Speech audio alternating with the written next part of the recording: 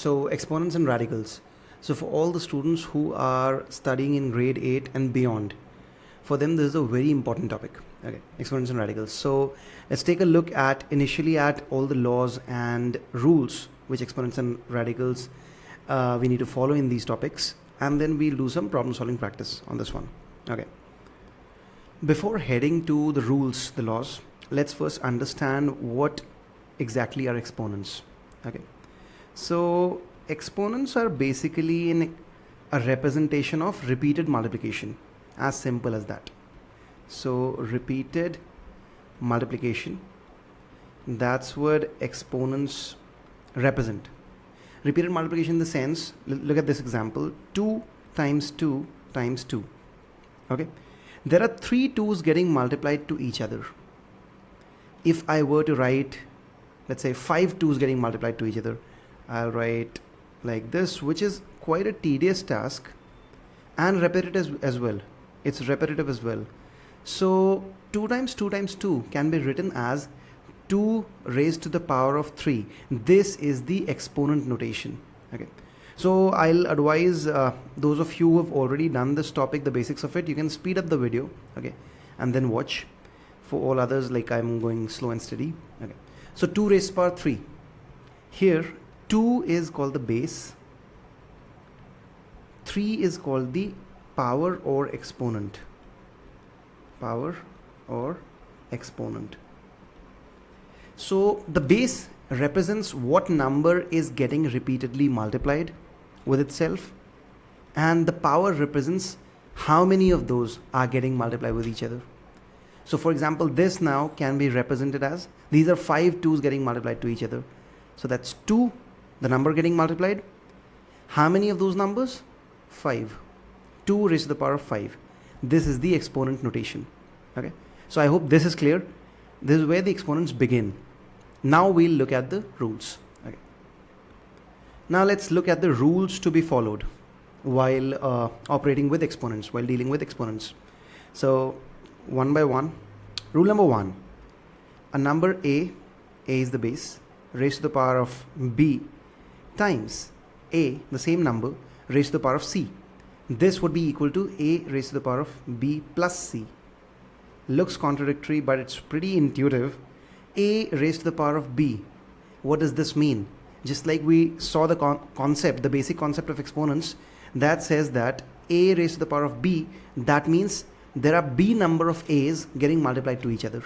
Okay, so b a's getting multiplied times a raised to the power of c, that means c a's.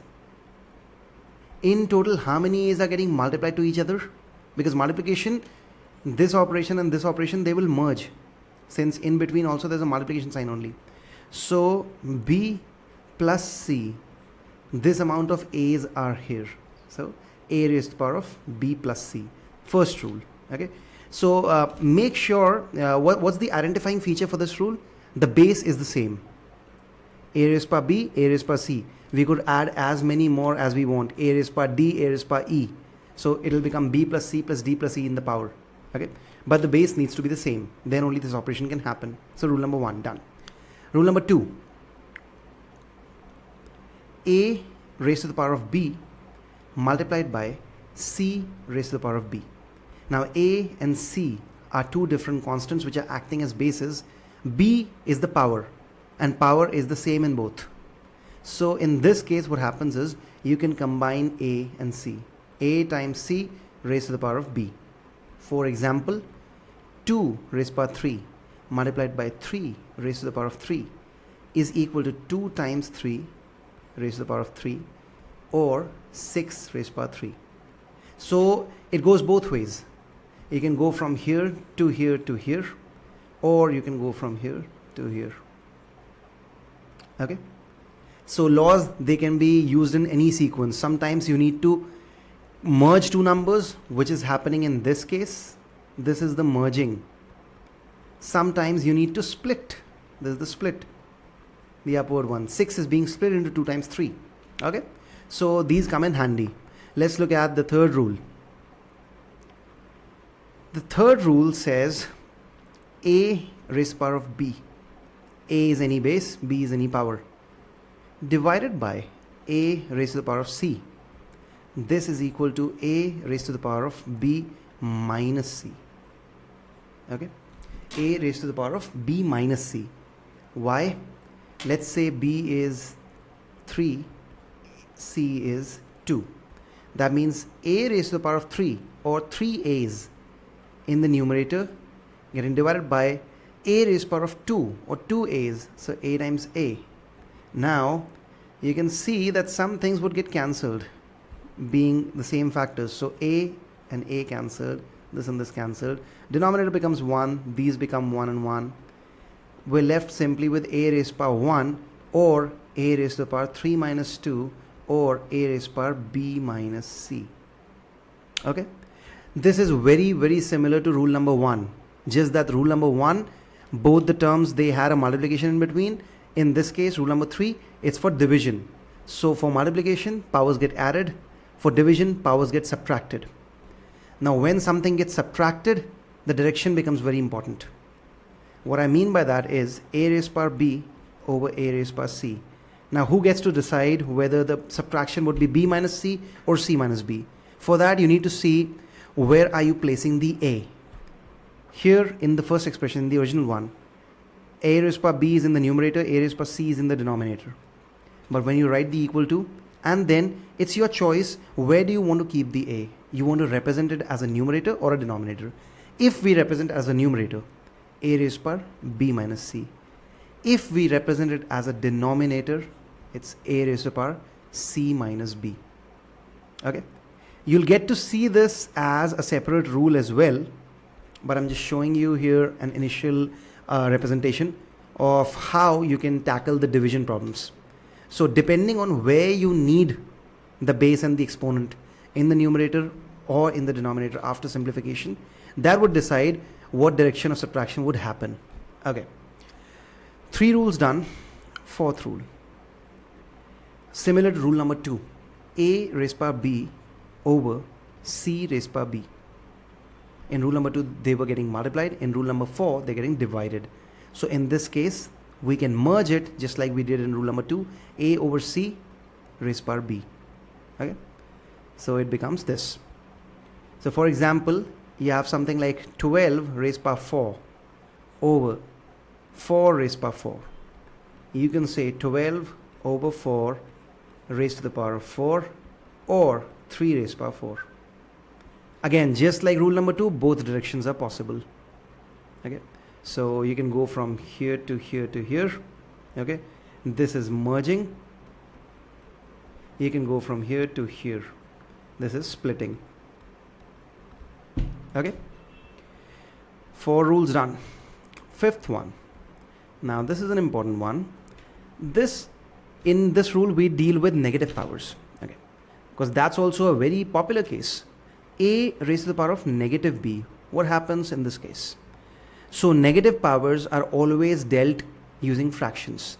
A raised to the power negative B will simply be written as 1 upon A raised to the power of positive B, or simply B. Likewise, A raised to the power B can be written as 1 upon A raised to the power negative B. You can just do cross multiplication. Okay, multiply both sides with an A raised to the power B, and divide both sides with an A raised to the power negative B. So you'll get this one and the same. Okay, so whenever you have negative powers, this is the reason why I wrote A raised to the power B minus C is equal to 1 upon A raised to the power C minus B. Why? Because C minus B is nothing but negative of B minus C. 1 upon A raised to the power negative of B minus C. Whenever you do reciprocals, powers change their signs. Simple as that. Okay, if it's a positive power in the numerator in the original expression, you do the reciprocal, it'll become a negative power, and vice versa. If it was a negative power, it'll become positive. Okay, so this is done. I'll give a quick example for this. Let's say 3 raised to the power negative 4. That is simply 1 upon 3 raised to the power 4. That is it. Okay, rule number 6. Rule number 6 says A raised to the power of B raised to the power of C. What happens in this case? In rule number 1, the powers were getting added. Like you can remember the same basis, a raised power b times a raised power c, that becomes equal to a raised power b plus c. In this case, it's a raised power b and that complete thing raised to the power of c. This is very common. Why? Let's say you get 8 raised to the power 3. And then I say write 8 as 2 cubed. 2 times 2 times 2 is 8. And then raised to the power 3. Now, what do? We can get it really simplified as just a power of 2. But what is the rule? The rule says a raised to the power b times c. That's what this will give you. Okay, a raised to the power b raised to the power c is a raised to the power b times c. Multiplication of powers. Why? Because look here, 2 cube, that means 3 2's getting multiplied to each other. That exists. 2 times 2 times 2. And then this whole thing cubed. That means 3 of these whole things are getting multiplied with each other. So 2 times 2 times 2 times a similar thing, 2 times 2 times 2 times again that. So that's why it's 2 raised to the power 9 or 3 times 3. Okay, simple. So 6 rules done. The 7th one says a raised to the power 0. Any number raised to the power 0 is equal to a 1. Except for when a is equal to 0. That's not allowed. Or infinity. Those things are not allowed, okay? So 0 raised to the power 0 or infinity raised to the power 0, these are indeterminate. You cannot determine the values. A raised to the power 1 will always be a. Any number raised to the power 1 will be itself. Okay. These are basically the 7 rules, 7 golden rules.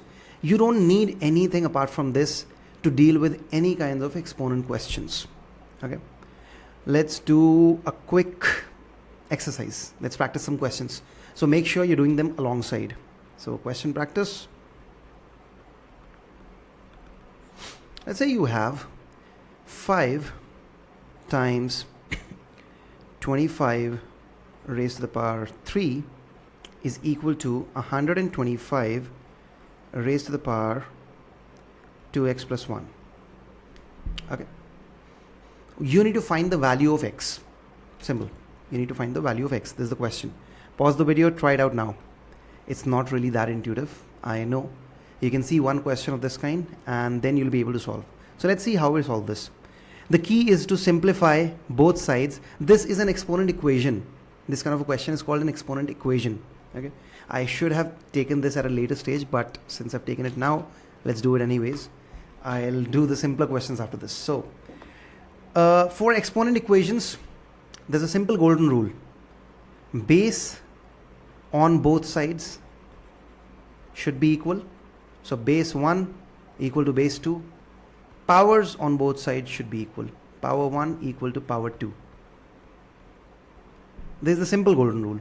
How do I make the base same in both cases? I can see one common thing, the 5.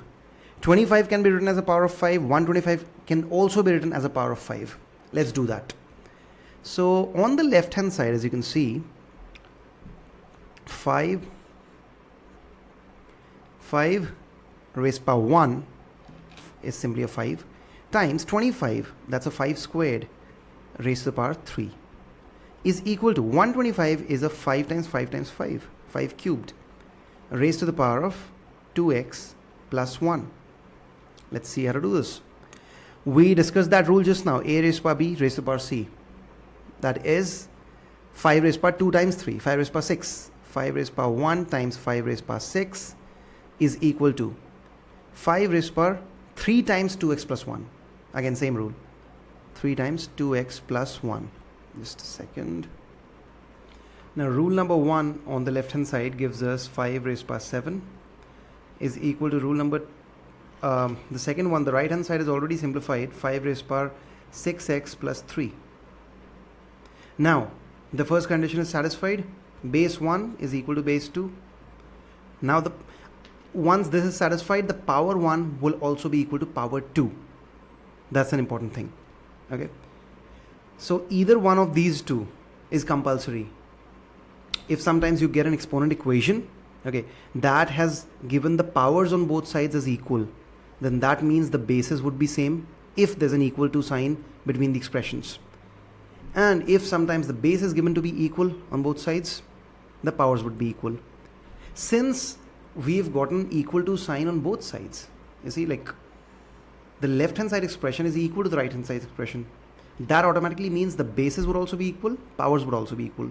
So equating the powers now, 7 is equal to 6x plus 3. 6x is equal to 7 minus 3, which is 4. X is equal to 2/3. This is the solution of your exponent equation. Okay, I hope this is clear. Let's try another question. Let's say you're given, the second question is, you're given 6 raised by 4 times 12 squared over 18 cubed times, okay, no times, that is it. So this is the expression, and this is equal to 2 raised to the power of x and 3 raised power multiplied by 3 raised power y. What are the values of x and y? Okay, here you're going to make use of all the rules that were discussed above. Let's see. So as you can see, they've given us the final expression as 2 raised power something times 3 raised power something. That is a clear indication that you need to simplify the left hand side to bring all of them into powers of 2s and 3s. Like the bases should become 2 and 3 on the left hand side.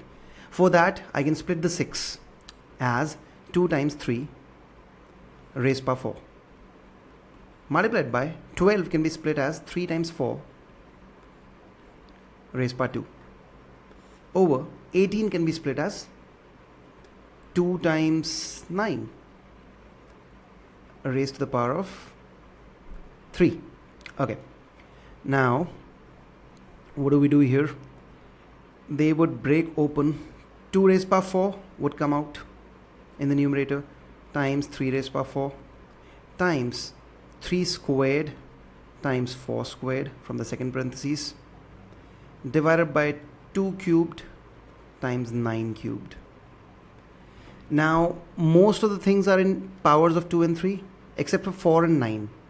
So we need to split them further. Let's do that. So splitting 4 would give us, so the rest of the expression stays as it is, 2 raised power 4 times 3 raised power 4 times 3 squared times 2 squared squared. That's how 4 is simplified. Then denominator 2 cubed times 9 cubed. 9 can be written as 3 squared and then cubed. Okay, so this leaves us with, let's combine these 3's to make the expression shorter already. 2 raised power 4 times rule number 1, 3 raised power 4 times 3 raised power 2, 3 raised power 6 times 2 raised power 2 times 2, 2 raised power 4 again over 2 raised power 3 times 3 squared cube, 3 raised power 2 times 3, which is 3 raised power 6. Now an interesting thing happens. 3 raised power 6 is there in the numerator also and in the denominator as well. They get cancelled. 2 raised power 4 and 2 raised power 4, they get combined. That becomes 2 raised to the power of 8